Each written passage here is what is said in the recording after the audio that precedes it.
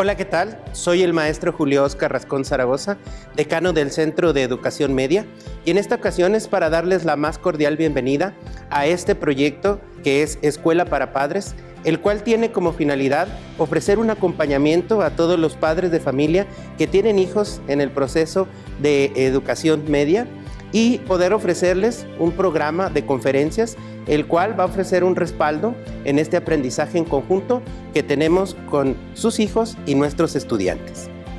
El objetivo de este proyecto Escuela para Padres es ofrecer un acompañamiento y un conjunto de herramientas para todos nuestros padres de familia, que obviamente está concentrado en una serie de pláticas, las cuales van a estar siendo ofrecidas por especialistas en el área para poder desarrollar competencias tanto como en los padres de familia y en el acompañamiento que tienen en sus hijos, tutores, ¿verdad?, psicólogos, especialistas en el área que pueden compartir estas experiencias para poder fortalecer entre todos una relación y un vínculo entre la escuela y los padres de familia.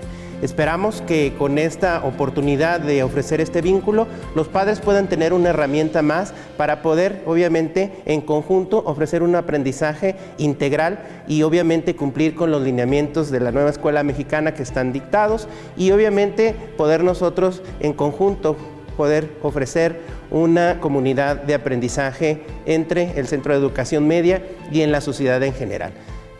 El objetivo de este proyecto Escuela para Padres es ofrecer una serie de herramientas para los padres de familia y en conjunto con las autoridades poder formar un vínculo de acompañamiento para los estudiantes y ofrecerles un conjunto de pláticas, las cuales van a estar estructuradas por especialistas y en acompañamiento con las autoridades poder ofrecer una posibilidad más para solucionar algunos problemas que se puedan resolver en conjunto en comunidad educativa. Para nosotros es muy importante su participación activa en este proyecto como padres de familia. Agradecemos mucho su participación y obviamente el acompañamiento que podemos tener a través de todas estas charlas y pláticas que se van a ofrecer. Les sugerimos por favor estar muy al pendiente a todas las pláticas que se van a estar dando y contar con su participación. Muchísimas gracias. Mi nombre es Julio Óscar Rascón Zaragoza, decano del Centro de Educación Media.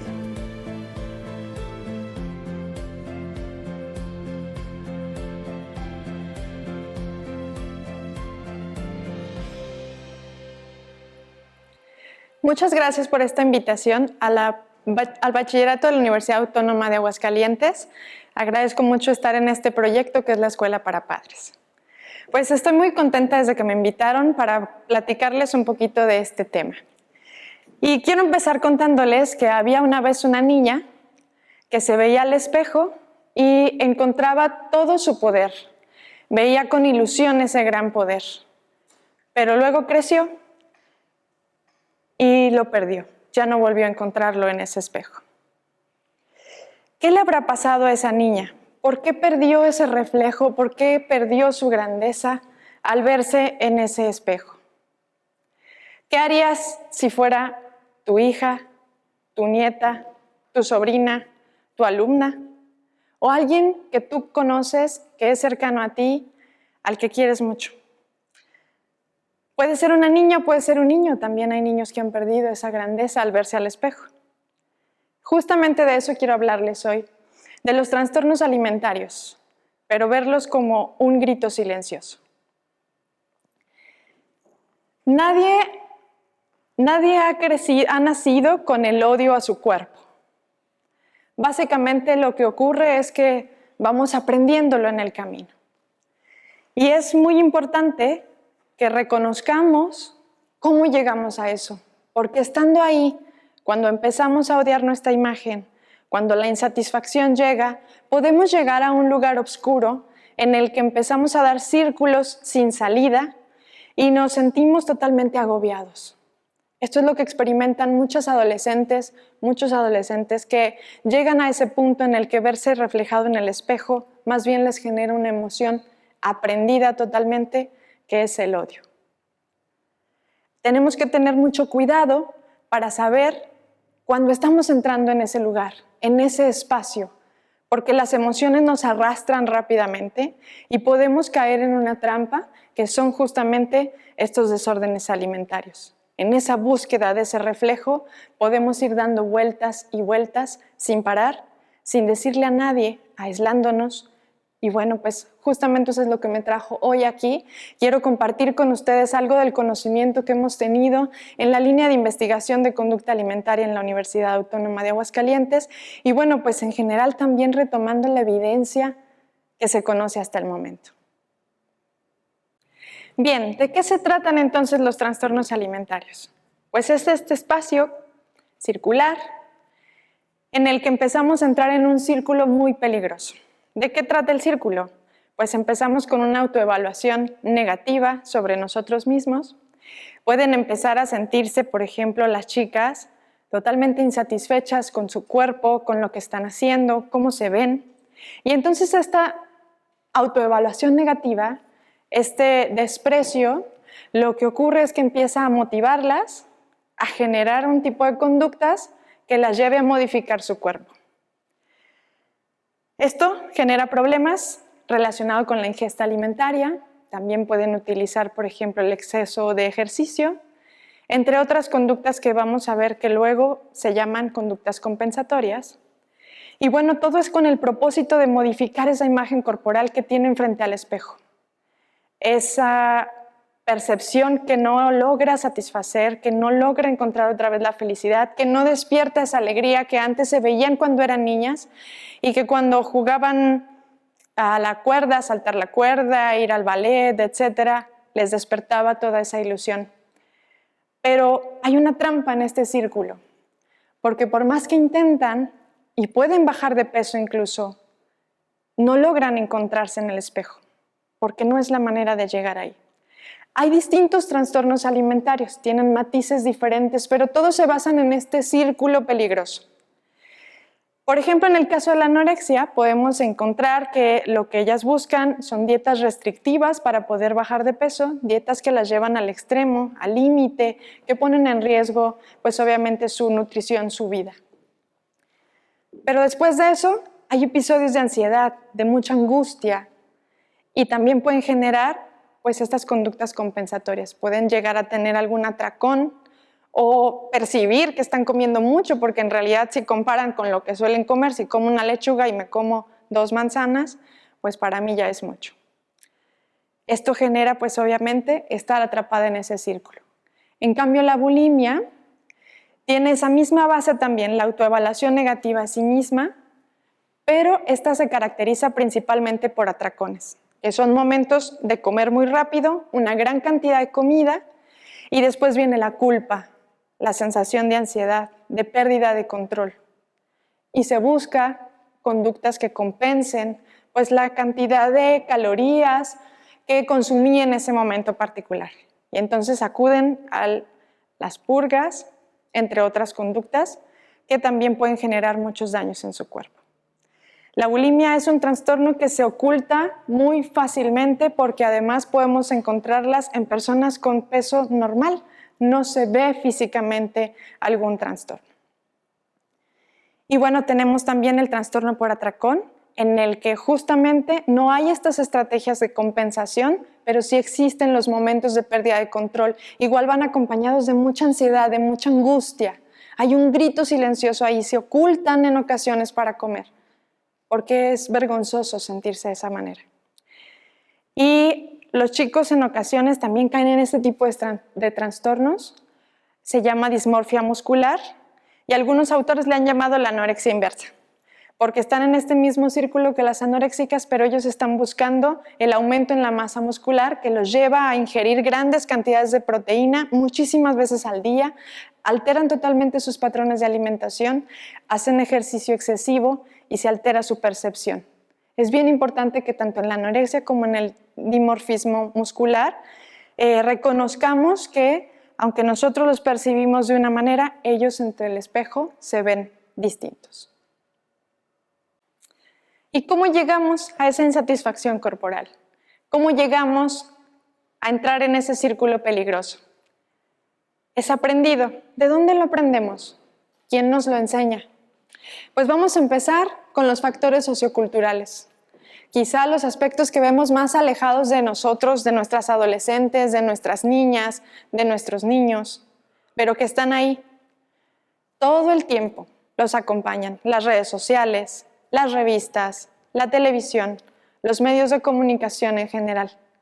¿Qué mensaje nos están enseñando ahí todos los días? Un ideal de estética que es inalcanzable, donde la belleza es igual a delgadez para el caso de las mujeres. Para el caso de los hombres, donde ser musculoso, eso es un hombre varonil. Y eso es justo lo que se vende. Eso es lo que ve nuestra niña que está buscando su reflejo en el espejo. Cuando camina y ve la publicidad, nunca puede reflejarse ahí porque esos estándares de belleza son inalcanzables. Tenemos que reconocer y hablar con nuestras hijas, con nuestros hijos, que esto es una industria, que nos están engañando. Incluso las fotos no son reales, nada de eso es real. Alcanzar ese ideal no es posible. Nuestras amistades y la familia también están involucrados en este proceso. Nos están diciendo día con día y ellos están más cercanos, nos impactan más. Pero existe una gran cultura que nos fomenta el estar hablando de otras mujeres o de otras personas en función de su apariencia. Y a esto se le ha llamado el fat talk. Fat talk no tiene una traducción al español tan clara, que no le ha gustado a ningún autor, pero hace referencia a todas estas menciones que hacemos en función del cuerpo, de la apariencia, las críticas, las burlas que nuestras adolescentes pueden estar viviendo en su grupo social y que obviamente hace que nazca esa insatisfacción, que no se encuentre en el espejo tampoco con esa misma felicidad con que se veía antes.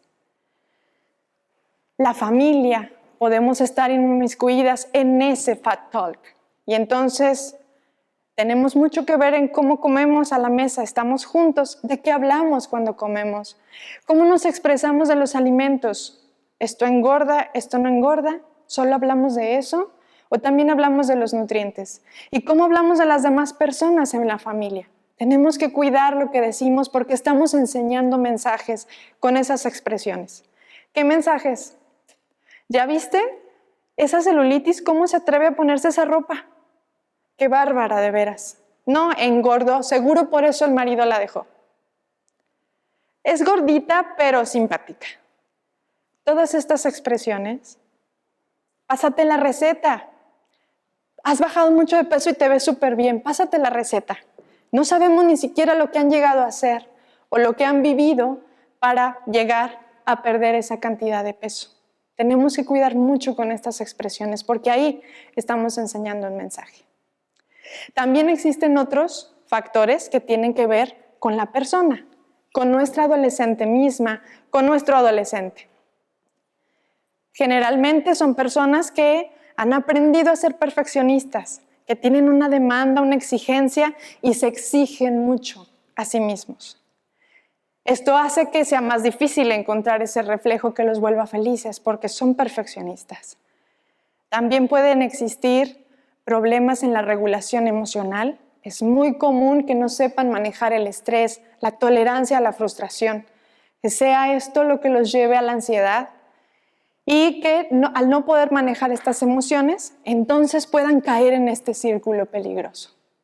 Hay quienes en su historia de vida han vivido cosas como el abuso, ya sea sexual, físico o psicológico, y esto también puede orillarnos a una insatisfacción, a un repudio de su propia imagen, de su propio concepto. Hay muchos factores que están involucrados y que explican este círculo y este estar atrapados en un trastorno alimentario. Hay algunas señales de alerta. Y esto quiero decirles a todos los que nos escuchan que debemos tener cuidado de no diagnosticar.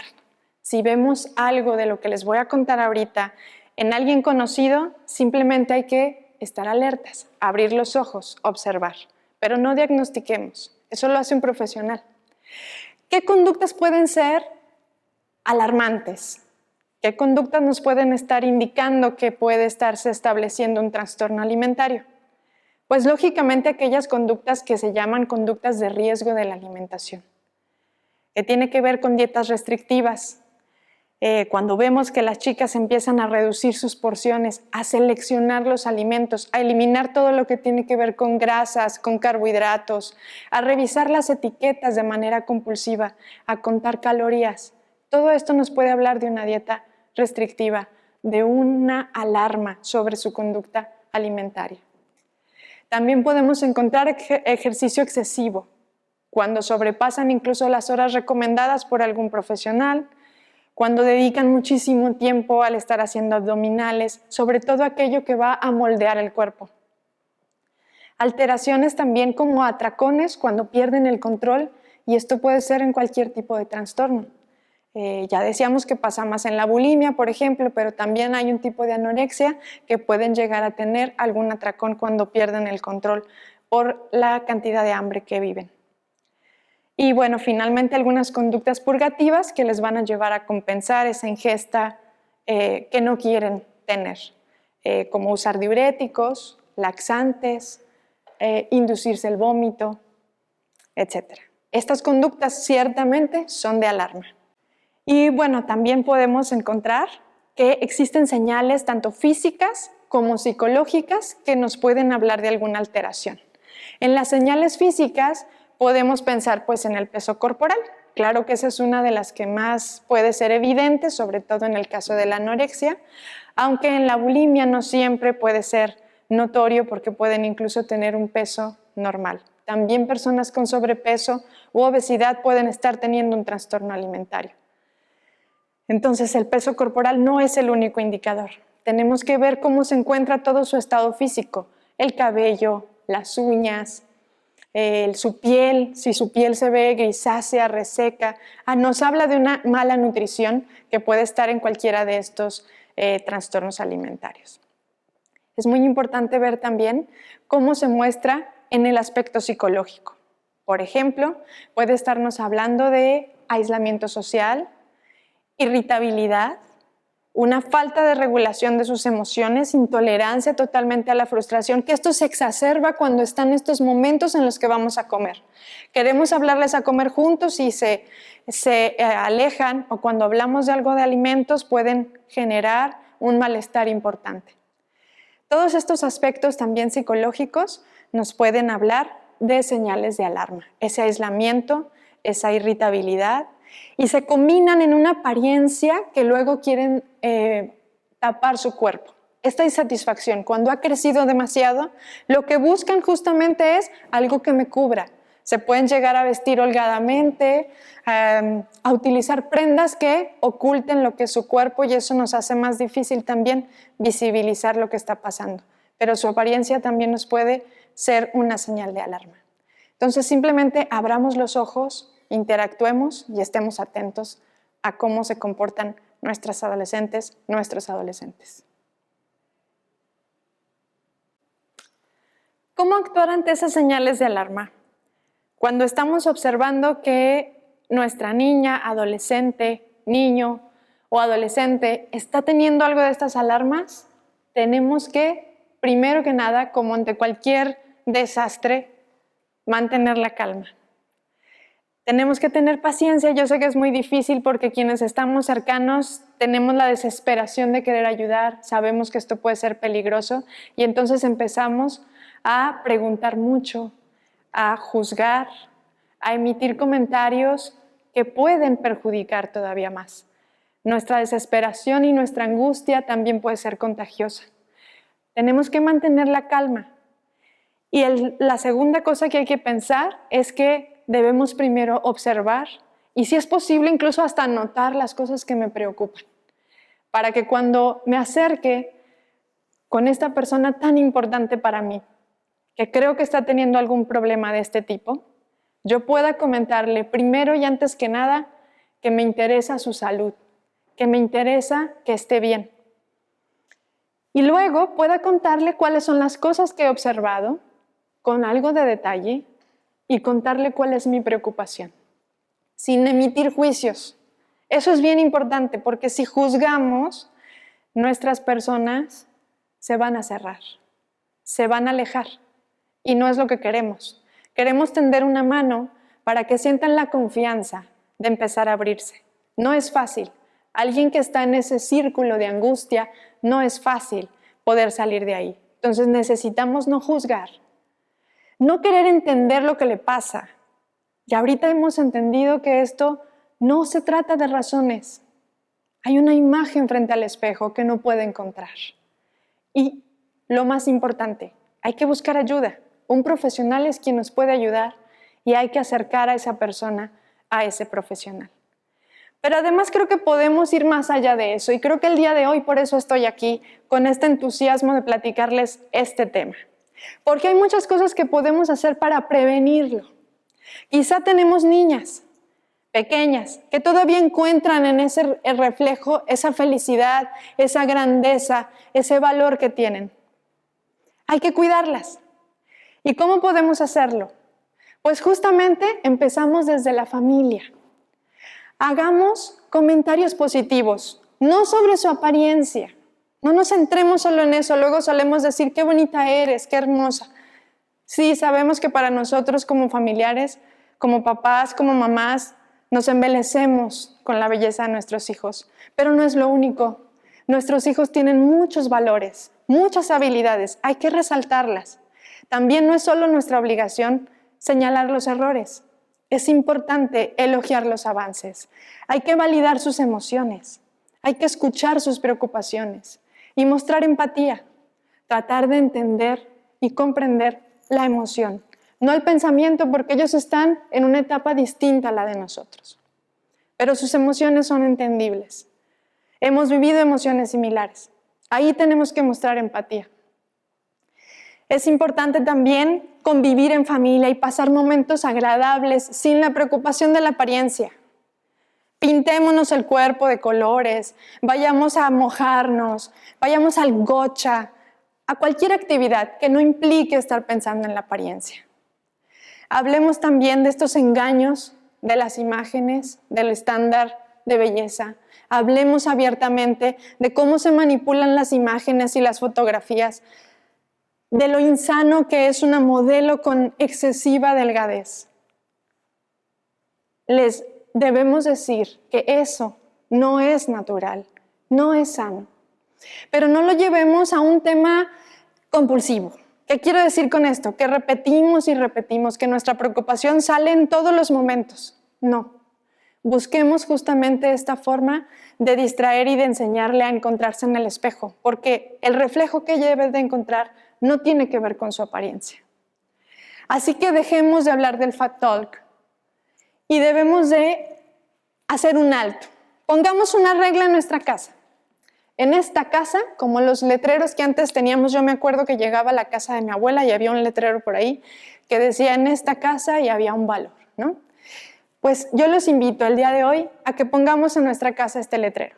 En esta casa no se habla de la apariencia de nadie, porque no se juzga, porque nosotros valemos mucho más allá que nuestra apariencia física.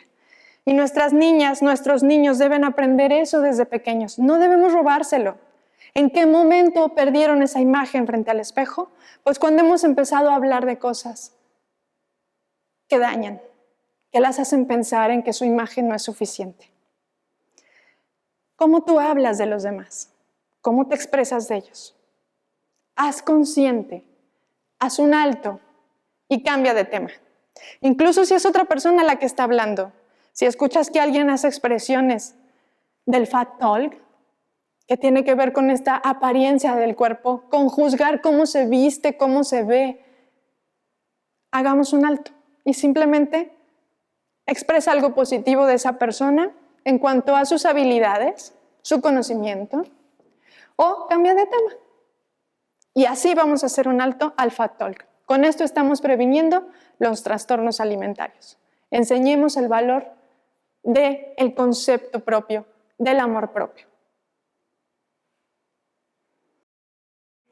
Me gustaría concluir diciéndoles que cuando encontramos a una mujer, a un adolescente, o a un hombre, a un adolescente, que está viviendo este tipo de problemas, que no encuentra su imagen frente al espejo, que empieza a comportarse con esas conductas de riesgo y que generan en nosotros desesperación, ganas de presionar para que coman, para que dejen de hacer ese tipo de cosas. Debemos reconocer que no están haciendo eso por gusto, no es un capricho, no están en contra nuestra, no es una rebeldía. Hay que no tomárnoslo a pecho, no es personal, es un problema que están viviendo, que están experimentando y que están atrapadas en esa angustia, en esa desesperación por no encontrar esa imagen de felicidad, ese valor, ese poder que veían cuando eran niñas o cuando eran niños. Es un grito de silencio y eso es lo que hay que reconocer. No debemos señalar, no debemos acusar, no nos sintamos culpables porque eso no sirve de nada, no nos lleva a ningún lado. Partamos de esto, están atrapadas o atrapados. Y hay que ser conscientes sin tener culpa, sin sentir que somos totalmente responsables, que como parte de una cultura y de una sociedad, sí que estamos dando cuerda para atrapar a algunas personas. Por eso es importante que hagamos ese alto del que estamos hablando, para que más bien permitamos que nuestros adolescentes desplieguen sus alas y vuelvan a encontrar en esa imagen su reflejo, su valor. Y entonces no olvides que para que llegue ahí, tú también puedes hacer mucho.